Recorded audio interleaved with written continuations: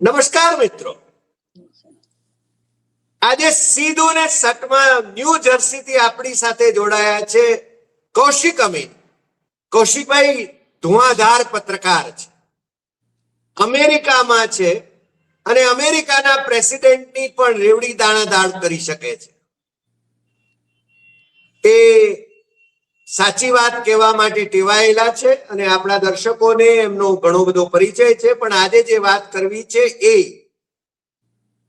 અમેરિકાના રાષ્ટ્રપતિ એક વર્ષમાં કેટલો ભ્રષ્ટાચાર કરી શકે છે એના આંકડાઓ ત્યાંના સંસદ સભ્યોએ, સેનેટરોએ અને હવે તો ન્યુયોર્ક ટાઈમ્સે પણ એ પ્રસિદ્ધ કર્યા છે.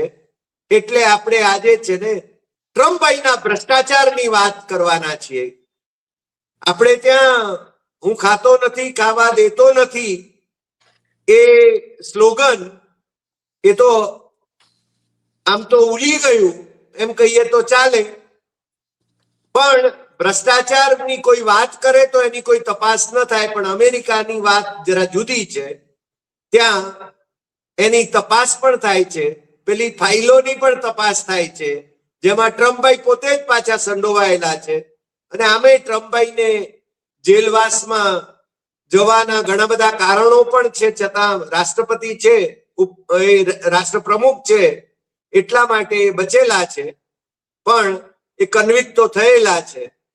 આપણા ભારતીય જનતા પાર્ટીના નેતા ડોક્ટર સુબ્રમણ્યમ સ્વામી નરેન્દ્રભાઈને કઈ જેલમાં આજીવન કારાવાસમાં મોકલવા માટે ની વાતો કરતા રહ્યા છે, પણ હવે ટાઢા પડી ગયા છે કે ગરમ છે ખબર નથી.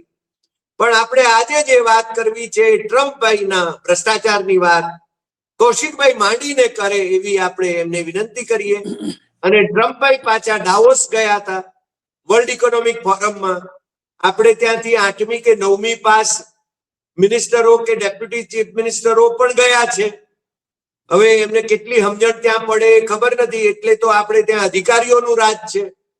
પણ ટ્રમ્પભાઈએ ત્યાં આગળ છાકો પાડી દીધો છે ડાવોસમાં. એટલે ડાવોસમાં થયું અને એની ત્યાં પણ મને લાગે છે કે મોટા સાહેબના વખાણ કંઈક કર્યા ટ્રમ્પભાઈએ, પણ મોટા સાહેબ ત્યાં જતા નથી. જ્યાં ટ્રમ્પભાઈ જાય ત્યાં મોટા સાહેબ જતા નથી. મોટા સાહેબ એટલે નરેન્દ્ર દામોદરદાસ મોદી, આપણા માનનીય પ્રાઇમ મિનિસ્ટર. આટલો એમને અંતર કેમ રાખે છે એની વાત પણ છે ને કૌશિકભાઈ કરશે. એટલે કૌશિકભાઈ, ઓવર ટુ યુ. આપનું સીધું ને સટમાં સ્વાગત અને આપ વર્ષો. નમસ્કાર. નમસ્કાર. નમસ્કાર હરિભાઈ, આપને અને સર્વ દર્શક મિત્રોને. ખાતો નથી, ખાવા દેતો નથી એ વાત તમે કરી, પણ સામાન્ય રીતે રાજકારણમાં આ વાક્ય જમી લીધા પછી બોલાય છે. એટલે ભરપેટ જમી લેવાનું, જેવું મન ભાવતું હોય એ બધું જ, અને પછી કહેવાનું કે હું ખાતો નથી till my next breakfast or lunch or dinner. વાહ વાહ વાહ કૌશિકભાઈ, વાહ. ભારતમાં તો લોકોને કોઠે પડી ગયું છે હવે.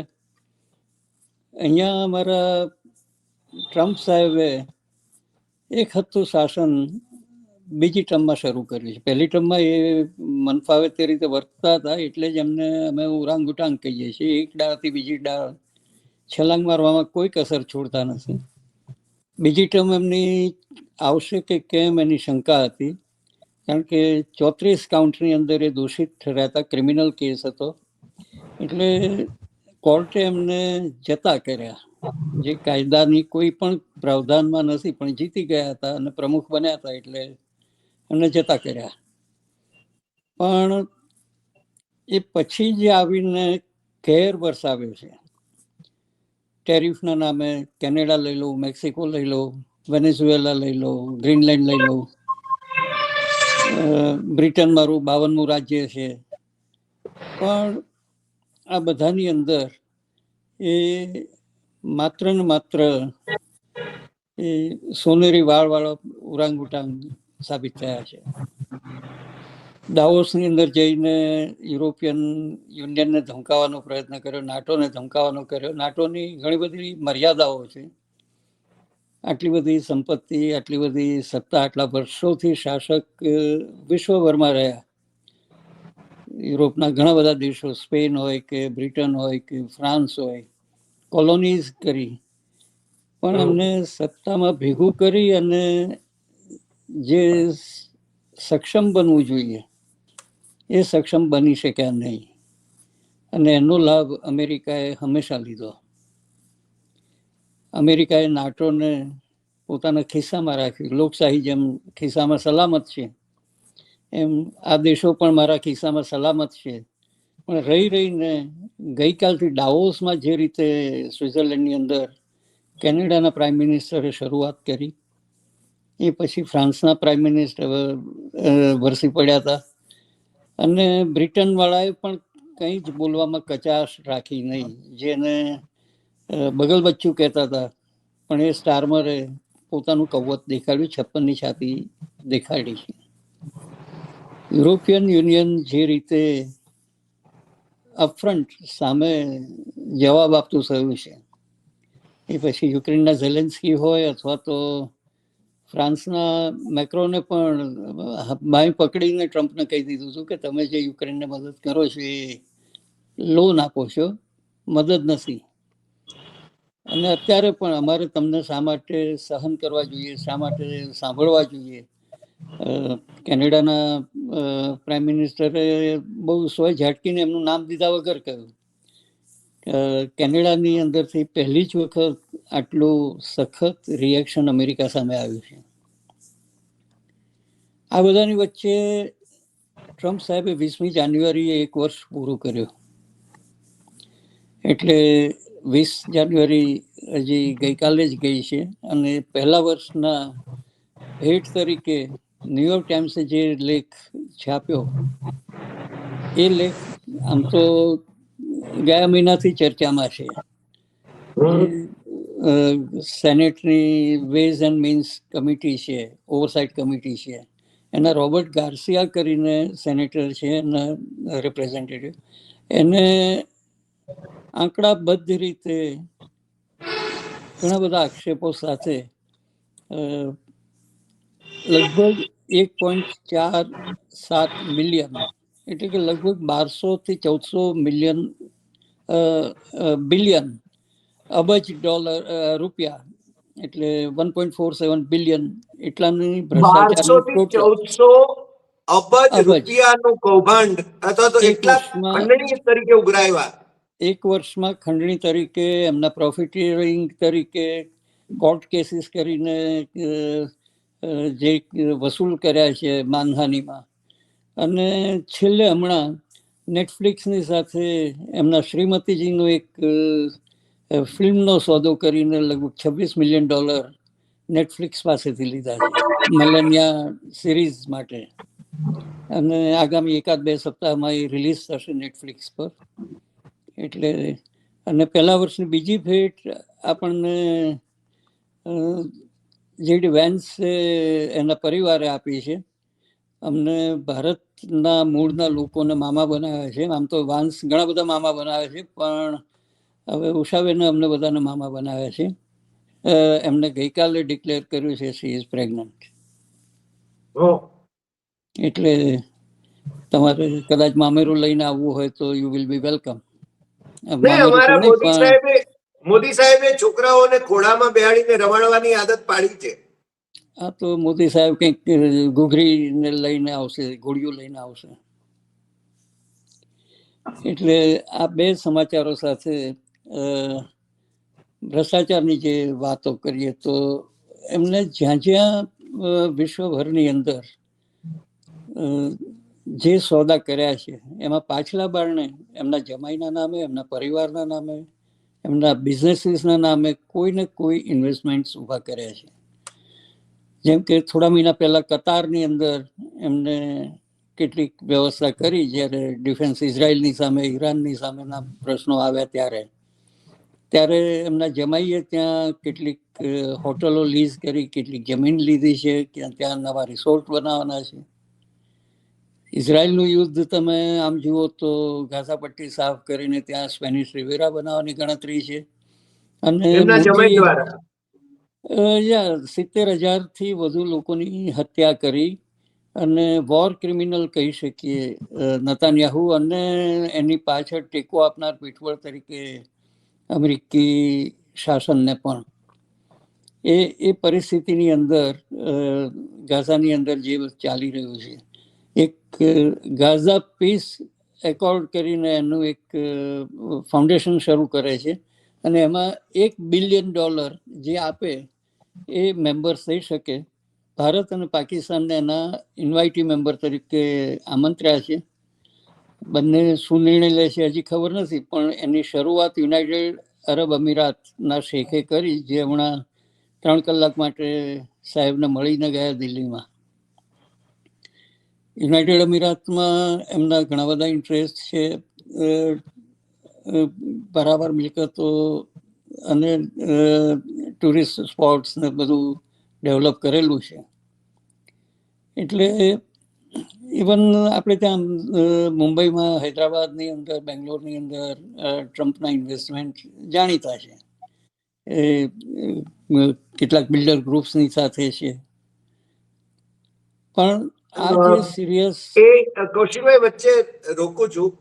ભારતીય જનતા પાર્ટીના મારા મિત્ર લોઢા, જે ત્યાં મિનિસ્ટર પણ મુંબઈમાં છે, ભાગીદાર છે.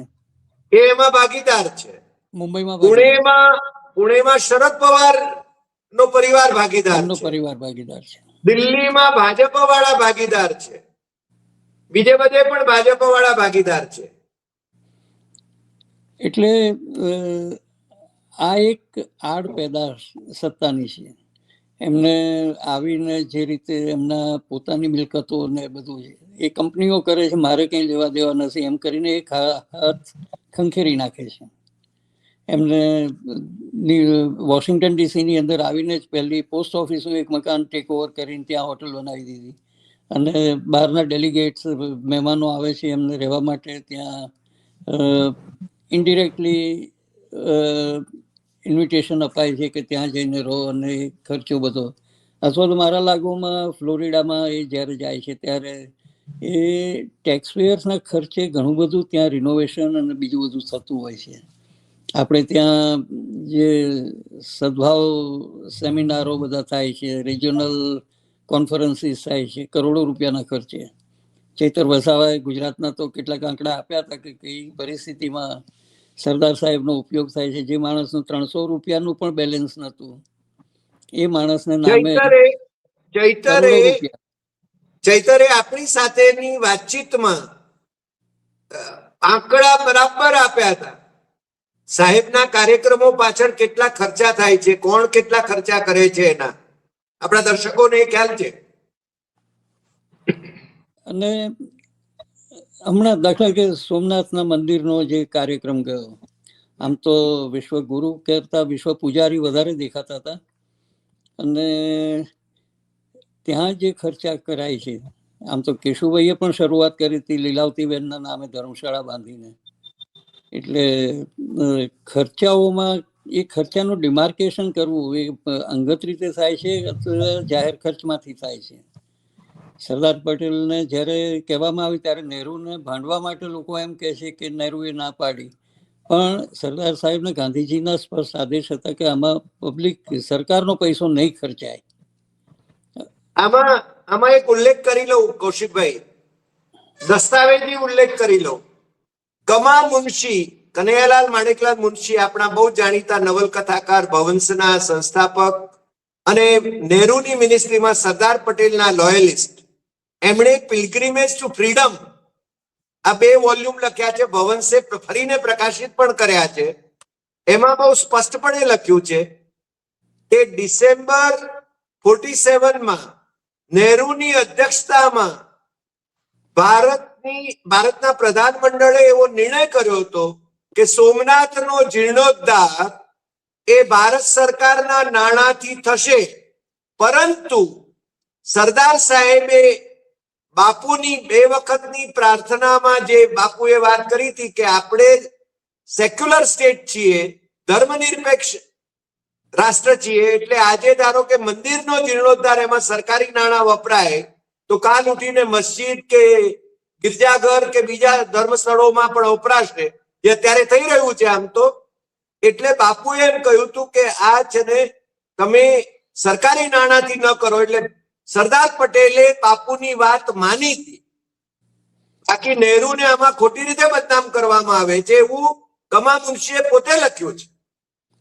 અને આ ખર્ચ, સરકારી ખર્ચની વાત કરીએ તો દાખલા તરીકે અત્યારે જે ગંગા તટના મેળા થાય છે, કુંભ મેળા, એ સાધુ સંતોએ કરવાના મેળા હતા. એને બદલે સરકાર એમાં ઇન્વોલ્વ થાય છે અને સંતોને અત્યારે પ્રતાડિત કરાય છે. આ વસ્તુ પણ નોંધાવી જોઈએ. અહીંયા અમારે ત્યાં મુશ્કેલીઓ ઘણી બધી છે.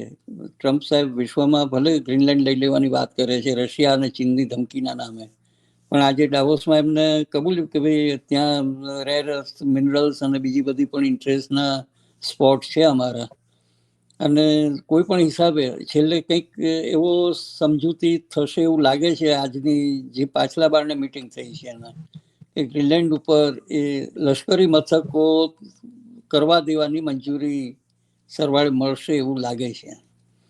એટલે તમે વાઘ આવ્યો રે વાઘ આવ્યોની થોડી બૂમો પાડો તો એક થોડી ઘણી તો કારગત નીવડે છે, એ આ બાબતમાં જોવા મળે છે. જે ભ્રષ્ટાચારની વાત છે, ડોજ ડિપાર્ટમેન્ટ એલન મસ્કના નામે શરૂ કર્યું હતું, ઘણા બધા જોબ્સ ને બધું કટ કર્યું અને સરકારી ખર્ચો બચાવવાના નામે, પણ એ પછી જે ભ્રષ્ટાચારનો ખર્ચો વધાર્યો છે, જે રીતે એમને કમલા હેરિસ સાથેની ડિબેટમાં બીબીસીની સાથે અથવા તો બીજી કેટલીક ચેનલો એબીસીની સાથે ને બધાની સાથે એમને રીતસર કોર્ટ કેસીસ કરીને ખંડણી વસૂલી છે. તમે જો ન્યુયોર્ક ટાઈમ્સ તમને હાથ વગવું હોય તો એ વિગતો આપ આપો તો, કારણ કે એને ડિટેલમાં આખી વાત મૂકી છે. હા, એટલે એમાં દાખલા તરીકે જે વસ્તુઓ છે કે એટલીસ્ટ ટેકનોલોજી અને મીડિયા કંપનીઝમાંથી પણ એને કેટલાક પૈસા લીધા છે. લગભગ એ 90 થી 91 મિલિયન જેટલા પૈસા છે. મેટા જે ડિજિટલ પ્લેટફોર્મ છે એની પાસેથી 25 મિલિયન લીધા છે. ABC news agreed to pay 16 million. Twitter X એ લગભગ 10 મિલિયન, યુટ્યુબ ને 25.4 મિલિયન પૈસા એમને ઇન્ડિવિજ્યુઅલી આપ્યા છે. ડોલર મિલિયનની અંદર. એટલે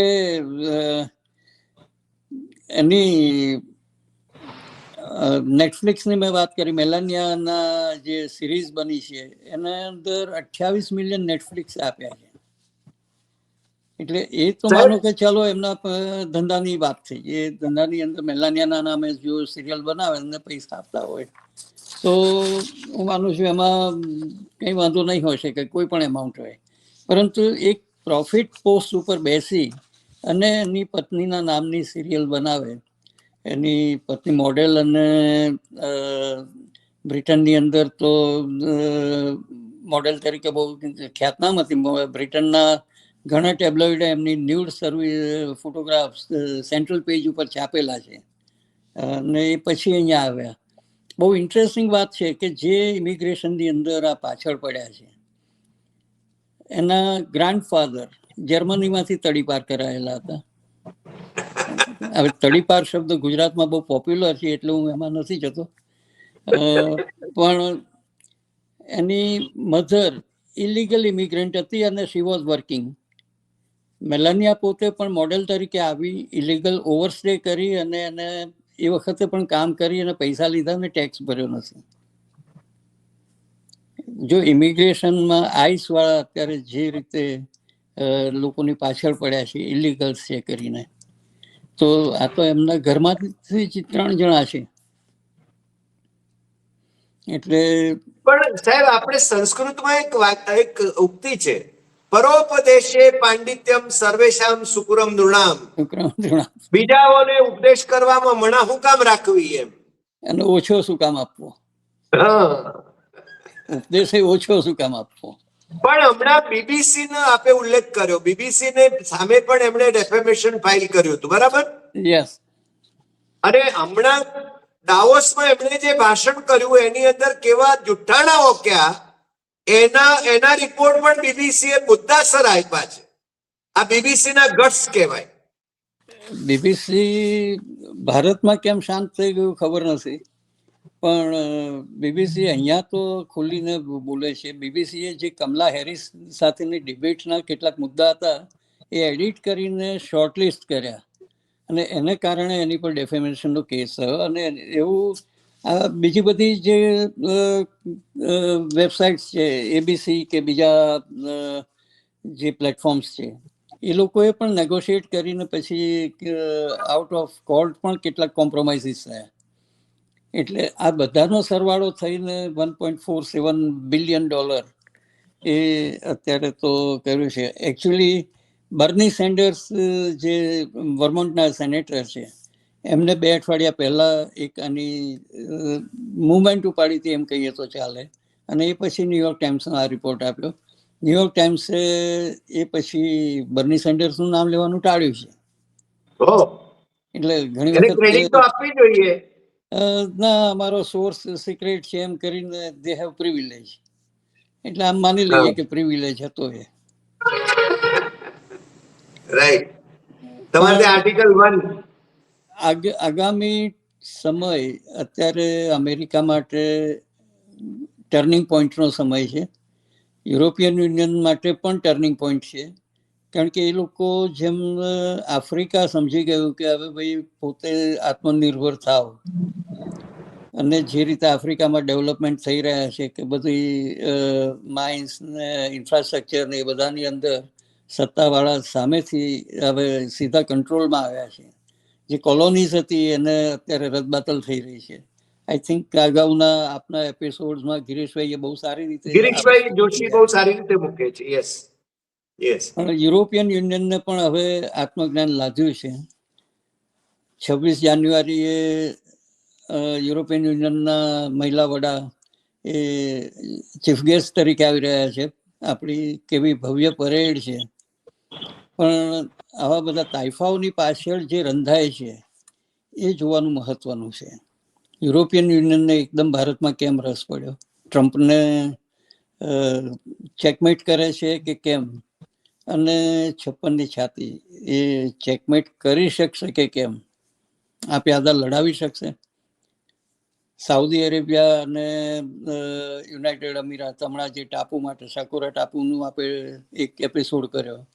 ડિએગો ગાર્સિયા માટે અત્યારે જે શ્રીલંકાની બાજુમાં સીધી લીટીમાં આવે છે, સોમનાથથી જે સીધી લીટી જાય છે દક્ષિણ ધ્રુવ, ત્યાં સહેજ જ બાજુમાં એ ગાર્સિયા ટાપુ છે. અને બ્રિટિશને નેવી પોઈન્ટ માટે એને આપણને હેન્ડઓવર કર્યો નહોતો, હવે એ હેન્ડઓવર કરે છે મોરેશિયસને. મોરેશિયસમાં એટલું દૂર છે ત્યાંથી. ખરેખર તો ભારતીય ટેરિટરીમાં આવવો જોઈએ, શ્રીલંકન ટેરિટરીમાં આવવો જોઈએ, પણ આપણી જે સાક્ષ ગામની જે પરિસ્થિતિ છે કાશ્મીરમાં, એવી જ પરિસ્થિતિ ડિએગો ગાર્સિયામાં પણ આપણે કરી છે. વિદેશ નીતિ જુનિયર વિદેશ સચિવો ચલાવે એ પરિસ્થિતિ છે. ભલે પછી ધુરંધર ફિલ્મ બને અને વખાણ થતા હોય, પણ આ પરિસ્થિતિ સહન થાય એવી નથી. કૌશિકભાઈ, હવે મને લાગે છે આપણે જે વાત કરી, હવે છેલ્લે મારે એક પ્રશ્ન પણ પૂછવો છે કે માનનીય મુખ્યમંત્રી નરેન્દ્ર મોદી એ હંમેશા મનમોહનસિંહ જયારે વડાપ્રધાન હતા ત્યારે એમને ઠપકાર્યા કરતા હતા, જોર જોરથી ભાષણો કરતા હતા અને કહેતા હતા ડોલર એમ કે નીચે શાનો જાય વગેરે. અરે પેલો રૂપિયો નીચે શાનો જાય, રૂપિયો ગગડે શાનો.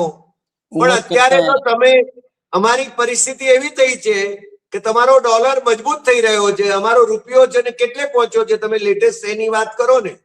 આજે $1 91.57 છે. અત્યારે 87 પૈસા સુધી ગયો તો હાઈએસ્ટ ગઈકાલે, અને આજે 91. આના લીધે સ્ટુડન્ટ્સ, વેપારીઓ, જે એક્સપોર્ટર્સ છે, એક્સપોર્ટર્સને થોડો ઘણો ફાયદો થશે, પણ ઇમ્પોર્ટર્સ છે એમના માટે બહુ જ કફોડી પરિસ્થિતિ છે. વિદેશમાં ભણવા જતા વિદ્યાર્થીઓ માટે પરિસ્થિતિ કપરી છે.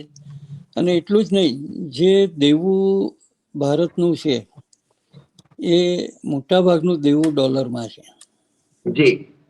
તો એ ડોલર વ્યાજના પૈસા, ડોલરના પૈસા આજે ફાઇનાન્શિયલ ઇન્સ્ટિટ્યૂટ ખાલી કરી નાખ્યા છે. LIC હોય, RBI હોય કે બીજા ફંડ્સ છે, બેંક્સ છે, બેંકોના મર્જરની અત્યારે જે વાત ચાલી રહી છે, આ બધી સંસ્થાઓ જાહેર મિલકતો વેચી અને જે કંઈ કેશ કરીને જે કંઈ બેલેન્સ કરવાનો ટ્રાય કરે છે. લાખો ડોલર ઠાલવીને કંટ્રોલ કરવાનો, ભાવ કંટ્રોલ કરવાનો પ્રયત્ન થાય છે. એના અંદર પછી એમ કહે છે કે અમારી પાસે આટલું બધું ભંડોળ છે, આટલું સોનું છે, પણ સરવાળે સ્ટ્રક્ચર તમે ખોખલું કરી નાખ્યું છે. સાચી વાત.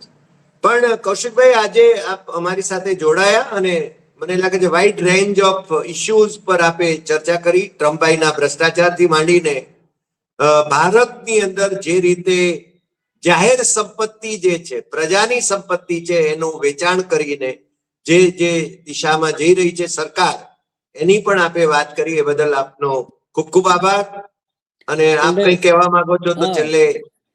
ભારતમાં ભ્રષ્ટાચારની પેરેલલ છે PM કેર ફંડ, જેનું રજીસ્ટ્રેશન નથી, હિસાબ નથી. આવું જ બીજું ફંડ છે એ RSS નું છે, રજીસ્ટ્રેશન નથી, છતાં લાખો ડોલર્સ વિદેશોમાંથી ઉઘરાવાય છે એ જુદી જુદી સંસ્થાઓના નામે.